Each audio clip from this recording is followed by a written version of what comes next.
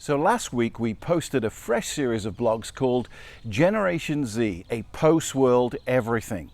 Now in this blog we challenge the safe space, not as it should be, but as it's actually practiced. You see, a safe space is where students that have experienced trauma and difficulties and abuse can actually learn without that trauma being revisited. So in that sense, safe spaces are very good. But the overreach and the overuse of a safe space actually creates more problems than it does actually solve them and create better learning.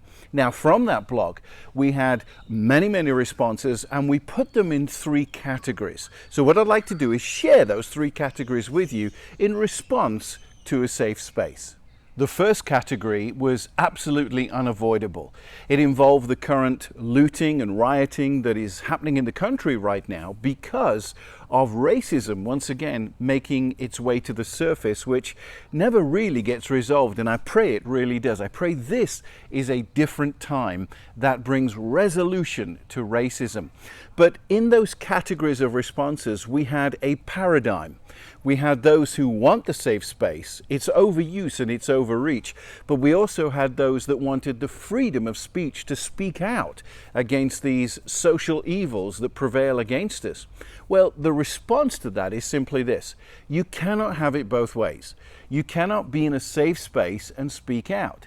You have to come out of the safe space in order to speak up and speak out, especially against this evil of racism.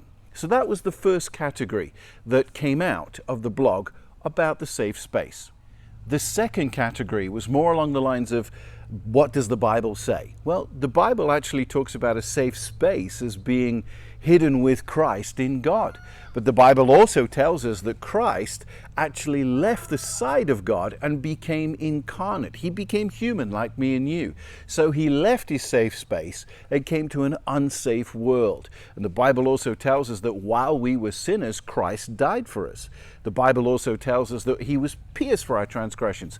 He was punished for our iniquities, and the punishment that brought us peace was actually laid upon him. And the Apostle Paul in his letters frequently talks about the cross being an offense. So we can look at it this way. Does the Bible talk about a safe space? Yes, it is safe to be hidden with Christ in God. But Jesus, the Son of God, left that safe space. He became unsafe that we might be restored back to God. That was an interesting response, or a category of responses that we got. I trust that's thrown some highlights of what does the Bible say about a safe space. The third category actually came from quite a number of students that were actually complaining about how they were communicated to. Now this is interesting. They weren't complaining about abuse or neglect or offense. They were complaining about political correctness. They want to hear things as they really are, not as they are tampered with and filtered.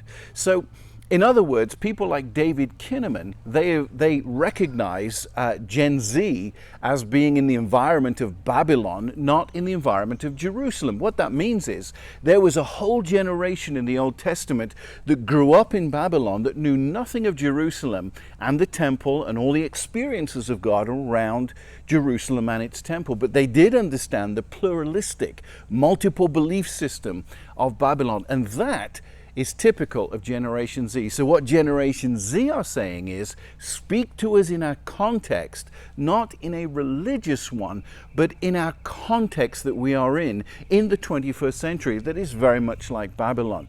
Now that's a very interesting response to a safe space, that Gen Z are not as much into a safe space as their predecessors, millennials.